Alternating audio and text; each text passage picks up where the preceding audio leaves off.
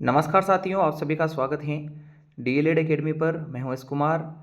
जैसा कि आपने थंबनेल देख लिया है, कला शिक्षण की सेकंड यूनिट इस वीडियो में हम पढ़ने वाले हैं। तो आपको कंप्लीट इस यूनिट को पढ़ने के लिए यह वीडियो पूरा देख लेना है।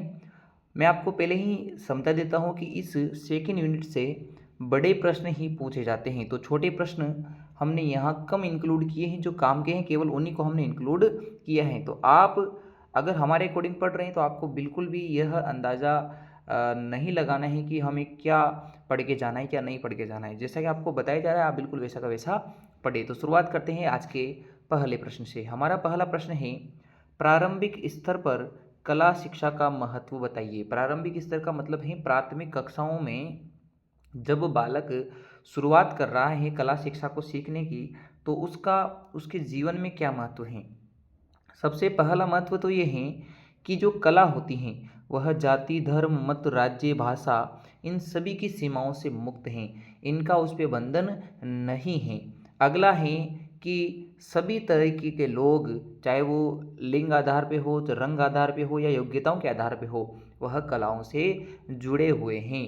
बात करें कि कला व्यवहारिक अभिरुचि को विकसित करती हैं। हमारे व्यवहारिक अभिरुचि जो हैं उसको विकसित कर रही हैं और चिंतन का विकास करती हैं। आगे देखते हैं, कला शिक्षा बच्चों को अधिक सृजनात्मक तरीके से सीखने की अनुमति देता है। यहाँ सृजनात्मकता का अर्थ है कुछ नया करके सीखना, नव निर्माण या नवीन रचना करके सीखने का जो है वह अनुमति देती हैं।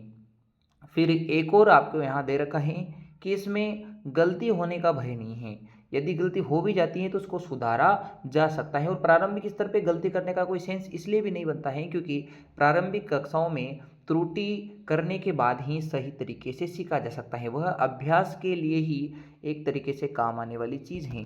तो बिना भयभीत हुए इधर उधर का काम करना बच्चों को पसंद है और स्वीकार भी है। कला इसी प्रकार से जो है सीखी जाती है। तो प्रारंभिक स्तर पे कला का महत्व हमने देख लिया है। अगले प्रश्न की ओर बढ़ते हैं। अगला प्रश्न है कि प्रतीक किसे कहा जाता है, या फिर जो संकेत हैं वह किसे कहते हैं, और इन संकेतों या प्रतीकों का कला में क्या स्थान है। तो बात करते हैं प्रतीक क्या है। प्रतीक शब्द का मतलब होता है चिन्ह या संकेतक। किसी भी चित्र या मूर्ति का जो आकार बनाना होता है, उस आकार बनाने के लिए हम प्रतीक चिन्हों का ही प्रयोग करते हैं। यानी जो प्रतीक होते हैं वह उस मूर्ति या चिन्ह को, चित्र को बनाने के लिए काम में लिए जाते हैं। प्रतीक कला के अंदर महत्वपूर्ण स्थान रखते हैं। किसी भी चित्र, मूर्ति, संगीत आदि कलाओं का निर्माण प्रतीकों का प्रयोग करते हुए ही होता है, और केवल कम मात्रा में नहीं, बहुतायत में हम इसका प्रयोग करते हैं। कला का जो इतिहास देखते हैं तो उस इतिहास को देखने पे भी पता लगता है कि प्रतीकों का काफ़ी लंबे समय से प्रयोग किया जा रहा है, और वो प्रतीक उस कला का प्रदर्शन करते हैं कि यह इस प्रकार से जो है बनाई गई हैं, या इसका इसमें यह विवरण दिया गया है। अब अगला प्रश्न है, कलात्मक लीला किसे कहा जाता है। यदि ये प्रश्न पूछे तो आपको बताना है कि कलात्मक लीला वो है जहाँ बच्चों द्वारा स्वाभाविक रूप से बनाई जाने वाली कला है।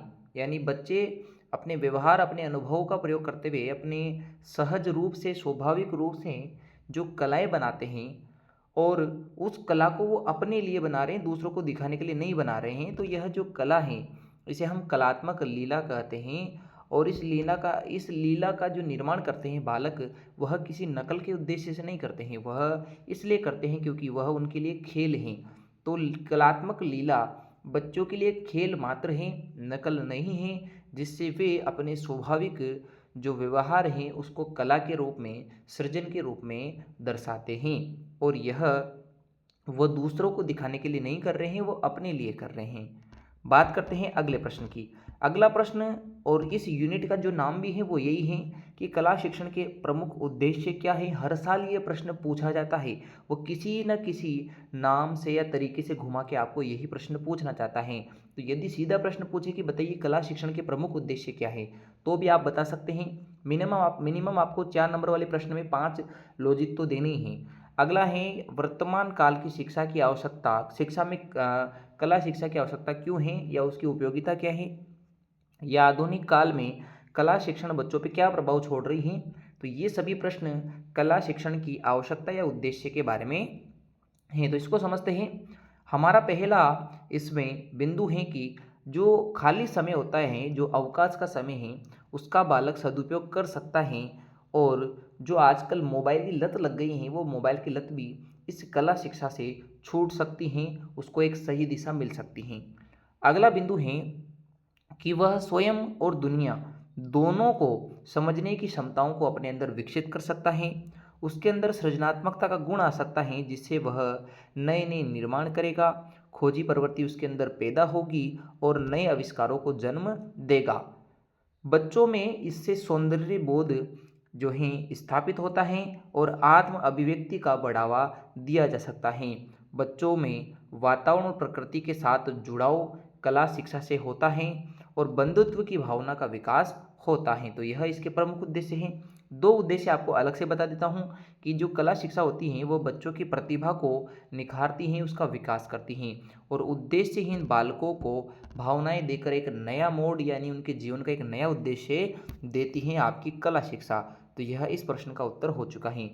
अगला आपके सामने है कि मुक्त अभिव्यक्ति किसे कहा जाता है। तो मुक्त अभिव्यक्ति को समझते हैं। मुक्त अभिव्यक्ति से तात्पर्य होता है कि मानव की मन की जो कल्पनाएं हैं उनका रेखांकन करके वह उनकी अभिव्यक्ति कर सके। जब कला शिक्षक वाला शिक्षक श्यामपट्ट पर कोई भी रेखांकन या चित्र बनाता है तो उसी कार्य को छात्र अनुसरण करते हुए करते हैं। वो जो कार्य होता है जो शिक्षक ने दिया है वो उसको अनुसरण करते हुए कर रहे हैं। बार बार अभ्यास करते हुए उसके प्रति यानी कला के प्रति उनमें प्रेम पैदा होता है। फिर उनके अंदर कल्पनाएं जन्म लेगी और एक कल्पनाएं जो हैं वह बालक में कला को जन्म दे रही हैं और ऐसी कला जो अपनी कल्पनाओं के माध्यम से निकल के आ रही हैं वही उनकी मुक्त अभिव्यक्ति हैं। तो यह मुक्त अभिव्यक्ति वाला प्रश्न हो चुका है। यदि आपको वीडियो पसंद आ रहा है तो आप इस वीडियो को लाइक कर सकते हैं और हमारे channel DElEd academy by H Kumar को ज्वाइन कर सकते हो आप। तो बात करते हैं अगले प्रश्न की ओर। अगला प्रश्न जो एक काफ़ी इंपॉर्टेंट प्रश्न माना जाता है कि कला शिक्षण की कौन कौन सी विधियां हैं। तो आपको यहाँ दो विधियों का मेंशन कर रखा है। एक विधि तो है मुक्त अभिव्यक्ति जो अभी हमने जस्ट पढ़ी है, तो इसको हम वापस रिपीट नहीं कर रहे हैं। आपको एज इट इज़ यहाँ से यहाँ तक का वही बताया गया है जो अभी आपको ऊपर मैंने समझाया है कि मुक्त अभिव्यक्ति विधि किस तरह से काम करती हैं। उसी तरह दूसरी विधि को कहते हैं अनुकरण और अभ्यास विधि। इसमें क्या है इसको समझते हैं। तो बालकों में कला शिक्षा के लिए यह एक महत्वपूर्ण विधि है जहाँ बालकों की जो कला है वह उनके उम्र और अनुभव के अनुपात में होती है। यानी उम्र बढ़ने के साथ साथ उसी अनुपात में कलाओं में श्रेष्ठता का गुण बढ़ेगा। यानी परिपक्वता बढ़ने के साथ साथ कलाओं में पकड़ भी बढ़ जाती हैं। जब बालक प्रारंभ में चित्र बनाता है तो वह अनुकरण का सहारा लेता है क्योंकि उसके मन में उन कल्पनाओं और अनुभवों ने अभी जन्म नहीं लिया है। तो इसलिए किसी भी चित्र या आकृति को देखे में वो बनाता है और उसमें अपना दिमाग नहीं लगाता है। चित्र मौलिक रूप से यानी कि मुक्त अभिव्यक्ति और अनुकरण दोनों तरीके से बनाए जाते हैं। हम तो प्राचीन भारतीय इतिहास और चीनी कलाओं का इतिहास उठा के देखते हैं तो वहाँ अनुकरण का महत्व आपको देखने को मिलेगा। अनुकरण के लिए भी अत्यंत अभ्यास की आवश्यकता होती है। अनुकरण भी इतना सिंपल नहीं है। अनुकरण करने के लिए भी हमें बहुत ज़्यादा अभ्यास करना पड़ता है। हमारे भारत के प्रसिद्ध चित्रकार हैं जिनका नाम है राजा रवि वर्मा। उन्होंने सबसे पहले भारत में यथार्थवादी चित्र यानी प्रकृति से अनुकरण करते हुए हूबहू वैसे चित्र बनाना प्रारंभ किया और आज वर्तमान युग भी इसी प्रकार की चित्रकला को जो यथार्थवादी है उसको फॉलो करता है। तो यह अनुकरण विधि भी हो चुकी है। तो उपरोक्त प्रश्न का सही जवाब हमने देख लिया है। यह प्रश्न अभी तक यहाँ से नहीं पूछा गया है कि बताइए बच्चों में चित्रों का विकास क्रम किन अवस्थाओं से होता है या फिर चित्रकला के विकास क्रम की प्रमुख अवस्थाएं कौन सी हैं। तो इस साल के लिए इस यूनिट का सबसे इम्पोर्टेंट प्रश्न यही आपको पढ़ के जाना है। तो इसको समझते हैं। चित्रकला के विकास क्रम के लिए 4 प्रमुख अवस्थाएं हैं, किंतु इन अवस्थाओं का समय बताना या इनकी उम्र बताना कि इन कलाओं में या इन कलाओं की अवस्थाओं में कौन सी उम्र में बालक होगा यह बताना निश्चित नहीं है, ये मुश्किल है। किंतु इनकी जो विशेषताएं होती है उनको इन अवस्थाओं में देख सकते हैं जो कि निम्नलिखित हैं। सबसे पहले समझते हैं कीरम काटे अवस्था। कीरम काटे अवस्था क्या होती है कि बालक प्रारंभ में जब पेंसिल पकड़ना सीख जाता है तो उस समय वह मन से जो वह लकीरें खींच सकता है उन लकीरों को घसीटता है, यानी कि अपने मन से उकेरता है, जिससे किसी भी प्रकार की आकृति जो है बन सकती हैं। तो वह कोई विशेष चित्र तो नहीं है, पर बालक के कोरे मन में जो था उसने जो अनुभव प्राप्त किया, उसने जो बनाना चाहा वो बना दिया। बच्चा बड़ों की तरह हाथ चलाने का ट्राई करता है क्योंकि वह उसने अपने आसपास देखा है तो उनके जैसा हाथ चला के जो है यह चीज़ें बनाता है। तो इसे कहते हैं कीरम काटे अवस्था। अगली अवस्था को कहते हैं प्रतीक काल। अब इस प्रतीक काल में क्या होता है कि वह बाहरी दुनिया के आकारों के संबंध रखने वाले जो चित्र हैं, बाहरी दुनिया के जो आकार हैं उनसे संबंधित जो चित्र हैं वह इस अवस्था में बनाना शुरू करेगा। वह कुछ कुछ तरह के आकारों को अपने अनुभवों को प्रकट करता है, कुछ तरह के जो आकार के द्वारा अपने अनुभव प्रकट करेगा। ऐसे कुछ आकार बनाना सीखेगा जिससे वह उसने जो कुछ सीखा है उसका प्रयोग करेगा, यानी अपने अनुभव का प्रयोग करेगा।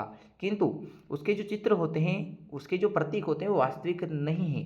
वो वास्तविक जैसे दिखने वाले हो सकते हैं किंतु वास्तविक नहीं होंगे। इसमें क्या होता है कि बच्चा जैसा जानता है अपने अनुभव जो उसने ग्रहण किए वो उसी चीज़ का प्रतीक बना के आपके सामने प्रदर्शन करेगा। अगली अवस्था को कहते हैं वास्तविक परिचय काल। वास्तविक परिचय काल जो है प्रतीक काल के बाद आता है। यहाँ प्रतीक काल में जो अनुभव लिया था और उसे अधिक एम्प्लीफाई किया जाता है और उसे अधिक अच्छा बनाया जाता है और वास्तविकता की ओर बालक बढ़ेगा और ऐसे चित्र बनाएगा जिनमें वास्तविकता हो। तो वास्तविकता को दर्शाने वाले चित्र वास्तविक परिचय काल में बनते हैं। इसके बाद बड़ी अवस्था आती है जिसको अपन कहते हैं किशोर अवस्था एवं उसके बाद का काल। इस अवस्था में बालक में नए नए परिवर्तन होते हैं क्योंकि यहाँ उसके लिए कला शिक्षा एक नया विषय है और उसमें समायोजन नहीं कर पाने का गुण है। वह शारीरिक रूप से और मानसिक रूप से जो है परिपक्व होने जा रहा होता है। तो इस समय वह अपने मन का प्रभाव उन चित्रों पे छोड़ेगा। तो किशोर अवस्था पे बालक के मन मस्तिष्क का प्रभाव चित्रों पे देखने को मिलता है। छोटे छोटे एक दो प्रश्न और देख लेते हैं, जैसे कि विरेकन अवस्था क्या होती है। तो विरेकन अवस्था के बारे में बताते हुए आपको यहाँ समझाया गया है कि विरेकन अवस्था में बच्चों का हम परिचय करवाते हैं साधनों से और शारीरिक हलचल की प्रक्रिया भी उनको सिखानी होती है। तो इस एज में हम बच्चों का परिचय उन साधनों से कराते हैं जो कलाओं से निपुण हैं, यानी कलाओं को प्रदर्शित करने के लिए जो साधन हैं उनका हम परिचय बालक से करा रहे हैं और बालक की शारीरिक हलचल का फिजिकल मूवमेंट का क्या फ़र्क पड़ रहा है उसकी कला में, तो वो भी इसको सिखाना ज़रूरी है। तो ये विरेकन अवस्था है।